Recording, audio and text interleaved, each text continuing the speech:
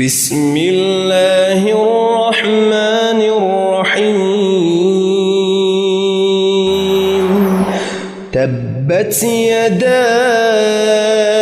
أبي لهب وتب ما أغنى عنه ماله